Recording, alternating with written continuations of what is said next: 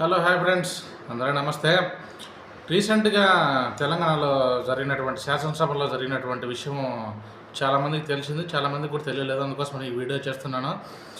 శాసనసభ అసెంబ్లీలో స్పీకర్ ఉండగానే ఎంఐఎం పార్టీ వాళ్ళు అక్కడ వందే మాత్రం గేయం వస్తుంటే అందరూ బయటికి వెళ్ళిపోతున్నారు. మన ఇండియాలో ఉంటూ మన ఇండియాలో పదవులు అనుభవిస్తూ అన్నీ చేస్తూ ఉన్నా కానీ వందే మాత్రం గేయము పాడాలంటేనే నార్మషంగా ఫీల్ అవుతున్నారు ప్రతి ఒక్కరూ. ఏంటో ఈ సమాజం పరిపాలన మంచిగా చేయాలని అనుకున్న మన దగ్గర డబ్బు ఉండదు. డబ్బు ఎక్కువ ఉన్నవానికి పరిపాలన చేయడం చేత కాదు. ఇదే నాకు తెలిసిన నీతి.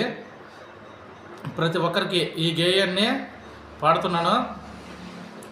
ప్రతి ఒక్కరూ వినాలని మనస్ఫూర్తిగా కోరుకుంటున్నాను. వందే మాతరం, వందే మాతరం, సుజలాం సుఫలాం మలయజ శీతలాం సస్యశ్యామలాం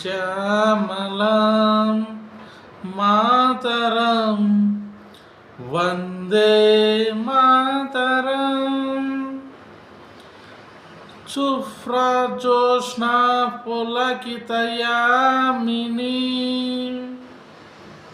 పుల్లకి సుమిత ద్రుమదల శోభినీ సుహాసినీ సుమధుర భాసినీ సుఖదాం వరదం మాతరం వందే మాతరం, వందే మాతరం. ఈ గేయాన్ని రచించినటువంటి ఆ మహానుభావుడి పేరు చాలామందికి తెలిసే ఉంటుంది. వాళ్ళు కింద సెక్షన్లో కామెంట్ చేయండి.